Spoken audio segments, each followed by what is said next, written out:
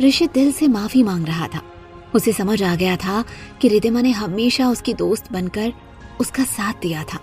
वो इतना इमोशनल हो गया था कि उसकी आंखों में आंसू आ गए।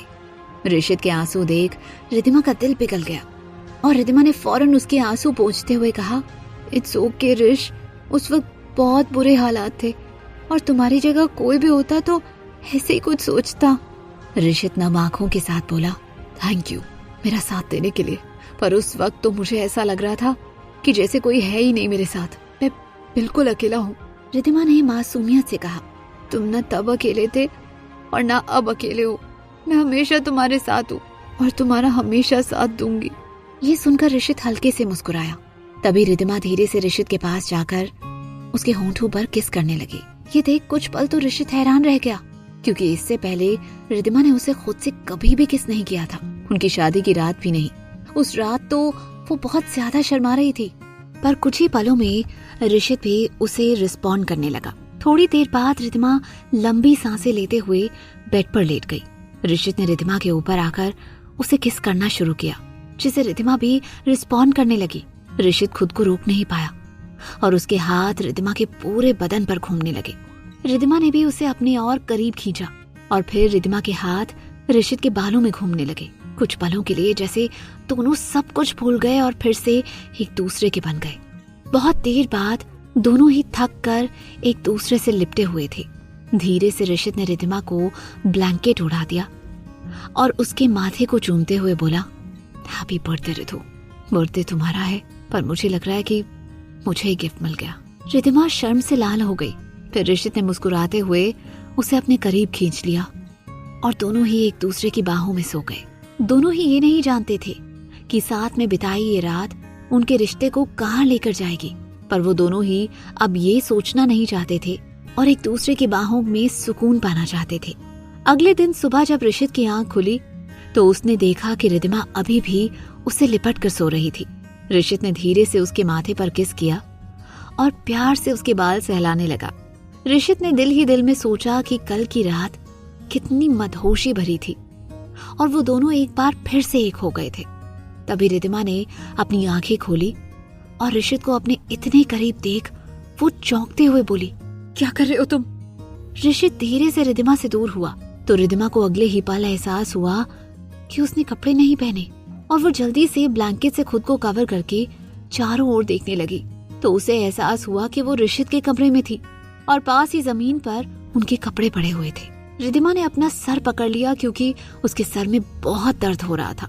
तभी रिद्धिमा को याद आया कि रात की पार्टी में उसने कुछ ज्यादा ही ड्रिंक कर लिया था। फिर वो और ऋषित बहुत सारी बातें कर रहे थे और फिर ऋषित की गलतफहमी दूर हुई और ऋषित ने उससे माफी भी मांगी और फिर वो दोनों करीब आ गए। रिद्धिमा के मुंह से निकल गया, ओह शिट। तब तक ऋषित ने भी कपड़े पहन लिए थे और फिर उसने रिद्धिमा को पानी का ग्लास दिया। रिद्धिमा ने चिढ़ते हुए कहा, मुझे नहीं चाहिए, तुम जाओ यहाँ से।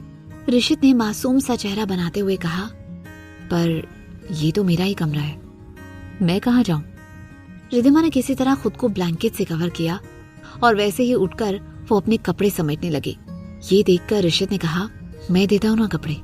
रिद्धिमा किसी तरह अपनी एम्बैरेसमेंट रोकते हुए बोली, नहीं मैं खुद ही कर लूंगी। और फिर रिद्धिमा फौरन कपड़े लेकर चेंजिंग रूम में चली गई। रिद्धिमा जल्दी से चेंज करके बाहर आई और कमरे से बाहर जाने लगी कि तभी ऋषित ने कहा, रितु वो। पर रिद्धिमा बिना कुछ सुने ही अपने कमरे में चली गई। ऋषित ने टेंशन से गहरी सांस ली। रिद्धिमा अपने कमरे में जाकर बाथरूम में गई और शावर लेने लगी। रिद्धिमा को अब कल रात ऋषित के साथ बिताए हर पल ज्यादा क्लियरली याद आ रहे थे। दोनों का एक दूसरे में खो जाना, ये सब उसे याद आ रहा था। वो सब याद आते ही रिद्धिमा खुद से ही बोली, शिट यार, ये सब क्या हो गया? मुझे तो ऋषित से दूर रहना था, लेकिन अब तो हम कुछ ज्यादा ही करीब आ गए। ओह गॉड, अब क्या करूं?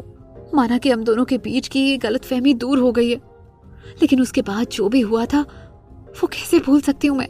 कैसे भूल जाऊं कि ऋषित सोनिया को हमारी जिंदगी में ले आया था और ऋषित ने ही मेरा एक्सीडेंट करवाया था। रिद्धिमा ने फिर खुद को याद दिलाया कि वो इस घर में सिर्फ निशांत के लिए थी और उसे ये सच पता लगाना था कि उसका एक्सीडेंट ऋषित ने करवाया था या नहीं। उधर ऋषित भी शार ले रहा था। कल रात की बातें बार बार उसके नजरों के सामने से गुजर रही थी। ऋषित ने दिल ही दिल में सोचते हुए खुद से ही कहा, ऋतु को लेकर मेरी एक गलतफहमी दूर हो गई कि ऋतु ने हमेशा दोस्त बनकर मेरा साथ दिया था और उसकी दोस्ती सच्ची थी। ऋषित को यह सोचकर दिल ही दिल में बहुत खुशी हो रही थी, लेकिन तभी उसे याद आया कि कल रात वो दोनों कैसे करीब आ गए थे। ये सोचकर उसके तन बदन में एक अलग सी लहर दौड़ गई, पर फिर खुद को काबू करते हुए ऋषित ने खुद से ही कहा, लेकिन फिर रिद्धिमा ने मुझसे पैसों के लिए शादी क्यों की? मुझे पता लगाना होगा।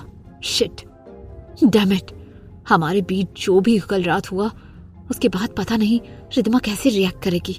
उधर रिद्धिमा जब तैयार हो गई तो तभी मायरा आई और उसने रिद्धिमा को बताया कि आज उसने ही निशांत को स्कूल तैयार करके ड्रॉप भी कर दिया था। रिद्धिमा ने मायरा को थैंक्स कहा और फिर मायरा वहां से चली गई। रिद्धिमा फिर से अपने विचारों में खो गई कि तभी रिद्धिमा को याद आया कि कल रात को ऋषित ने उसे बहुत ही प्यारा ब्रेसलेट गिफ्ट किया था और उसने खुद रिद्धिमा के हाथ में पहनाया भी था, लेकिन वो ब्रेसलेट कहाँ था? तभी उसे याद आया कि वो ब्रेसलेट तो प्लैटिनम का था और उसमें डायमंड्स लगे हुए थे और ऋषित ने उसे वो गिफ्ट में दिया था। इसका मतलब वो बहुत ज्यादा महंगा होगा। रिद्धिमा परेशान होकर खुद से ही बोली, कहीं मैंने उसे खो तो नहीं दिया? रिद्धिमा सोचते हुए ऋषित के कमरे में गई। रिद्धिमा ने चैन की सांस ली ये देखकर कि ऋषित अपने कमरे में नजर नहीं आ रहा था, तो वो फौरन इधर उधर ब्रेसलेट ढूंढने लगी। तभी ऋषित चेंजिंग रूम से बाहर आया और उसने पूछा, क्या तुम ये ढूंढ रही हो? ऋषित के हाथ में वही ब्रेसलेट था। रिद्धिमा फौरन वो ब्रेसलेट उसके हाथ से लेते हुए बोली, हाँ, मुझे लगा इतना महंगा ब्रेसलेट है तो कहीं मैंने उसे खो तो नहीं दिया। रिद्धिमा फौरन वहां से जाने लगी तो पीछे से ऋषित ने पूछा, तुम्हें कैसा लगा? रिद्धिमा पीछे मुड़कर ऋषित को देखने लगी। क्या वो कल रात के बारे में पूछ रहा था? रिद्धिमा को कुछ ना बोलते देख ऋषित ने फिर से पूछा, मतलब तुम्हें अच्छा नहीं लगा? मुझे लगा तुम्हें, खैर मुझे बहुत अच्छा लगा इसलिए। रिद्धिमा ऋषित की बात बीच में काटते हुए बोली, अरे तुम कैसी बातें कर रहे हो? थोड़ी शर्म भी नहीं है क्या तुम में? रिद्धिमा को लग रहा था कि ऋषित उनके बीच कल रात जो हुआ उसके बारे में बात कर रहा था और ऋषित हैरान था कि इसमें शर्म की क्या बात थी। वो तो बस इतना ही पूछ रहा था कि रिद्धिमा को ब्रेसलेट पसंद आया या नहीं। रिद्धिमा जाने लगी तो ऋषित ने फिर से पीछे से आवाज देकर उसे रोकते हुए कहा, रुको, तुम मुझ पर ऐसे क्यों भड़क रही हो? मैंने सिर्फ इतना ही पूछा ना कि ब्रेसलेट तुम्हें अच्छा लगा या नहीं। रिद्धिमा ने हैरानी से कहा, तुम ब्रेसलेट के बारे में बात कर रहे थे? ऋषित ने पूछा, ऑफ कोर्स, तुम्हें क्या लगा? रिद्धिमा ने कुछ नहीं कहा, पर उसका चेहरा शर्म से लाल होने लगा। तब ऋषित को समझ आया कि रिद्धिमा ने शायद ये समझा कि ऋषित कल रात के बारे में बात कर रहा था।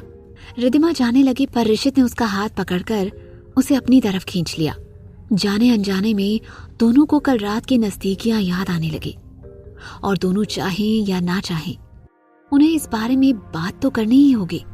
रिद्धिमा की आंखें हैरानी से बड़ी हो गई और वो बोली, ये तुम क्या कर रहे हो?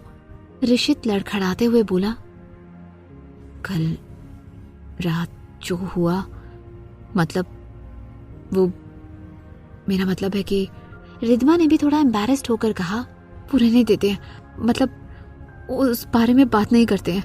मेरा मतलब है कि जो हुआ उससे सच तो नहीं बदलेगा और सच तो यही है कि तुम सोनिया से प्यार करते हो और हम दोनों एक साथ नहीं रहना चाहते और हम तो जल्दी ही तलाक भी लेने वाले हैं ना, तो let's just forget it. Rishit कुछ पल रिद्धिमा को देखता रहा। न जाने क्यों उसे ये बात दर्द दे रही थी। रिद्धिमा से अलग होने की बात हमेशा ही उसे इतना दर्द क्यों देती थी? क्यों इतना प्यार करता था वो रिद्धिमा से? क्यों उनके इस इश्क में इतना दर्द था? लंबी सांस लेते हुए रिद्धिमा खुद को और ऋषित को दिलासा देते हुए बोली, वैसे भी उस वक्त मैं नशे में थी, इसीलिए ये सब हुआ। अगर मैं होश में होती तो ऐसा कभी नहीं होता। ये सुनकर ऋषित को और ज्यादा बुरा लगा। ऋषित ने भी ऐसा ही कुछ कहा था जब शादी की पहली रात वो नशे में था, तो अगले दिन ऋषित ने यही कहा था कि अगर वो नशे में नहीं होता तो उसे टच भी नहीं करता। लेकिन अब वही लफ्ज रिद्धिमा के मुंह से सुनकर उसका दिल टूट रहा था और अब ऋषित समझ रहा था कि उस वक्त रिद्धिमा को ये बात कितनी बुरी लगी होगी। ऋषित ने धीरे से कहा, आई एम सॉरी, हमारी शादी के बाद मैंने तुमसे ऐसे ही कहा था, तो तुम्हें उस वक्त ये सुनकर बहुत हर्ट हुआ होगा ना? लेकिन रिद्धिमा उस बारे में बात नहीं करना चाहती थी, इसलिए फौरन उसने कहा, उस बारे में मुझे कोई बात नहीं करनी। दोनों ही कुछ देर चुप रह गए। क्या बस कह देने से वो एक दूसरे के साथ बिताए हुए पल भूल पाएंगे? ऋषित को टेंशन होने लगी ये सोचकर कि जब रिद्धिमा को पता चलेगा कि उसने जानबूझकर उसे शराब पिलाई थी तो क्या होगा। ऋषित ने फैसला लिया कि वो उसे खुद ही ये बात बताएगा। ऋषित ने सच बताते हुए कहा, वो एक्चुअली रिद्धू, रिद्धिमा, पापा ने मुझे सच बताने की कोशिश की थी। उन्होंने मुझे बताया था कि किस तरह से तुमने उन्हें सच बताया था कि उस बिल्ली ने तुम्हें खरोच लिया था और मैंने तुम्हारी वजह से उस बिल्ली को घायल किया था, और तुमने कैसे उन्हें रोकने की कोशिश की थी और कैसे मुझे लंदन न भेजने के लिए उन्हें मनाने की कोशिश की थी। रिद्धिमा बस उसकी बात सुनते रह गई। ऋषित ने बात आगे बताते हुए कहा, पर मुझे पापा पर यकीन नहीं था। मतलब मुझे लगा था कि वो हमेशा की तरह मुझे और तुम्हें साथ मिलाने की कोशिश कर रहे हैं, तो मैंने सोचा कि तुमसे ही सच जानना चाहिए, और तुम खुद तो इतनी आसानी से ये बताओगी नहीं, इसीलिए तुम्हें बातों में लगाकर मैंने तुम्हें जरा ज्यादा शराब पिला दी। ऋषित ने आकर अपनी गलती कबूल करते हुए सच बता दिया तो रिद्धिमा ने गुस्से से चिल्लाते हुए कहा, पागल हो गया तुम? ऐसे कोई करता है क्या? सीधे सीधे पूछ नहीं सकते थे? ऋषित ने जवाब देते हुए कहा, अरे तुम सीधे सीधे जवाब कब देती हो? क्या अब रिद्धिमा ऋषित से नाराज होने वाली थी? जानने के लिए सुनते रहिए क्यों दर्द है इतना इश्क में, सिर्फ पॉकेट FM पर।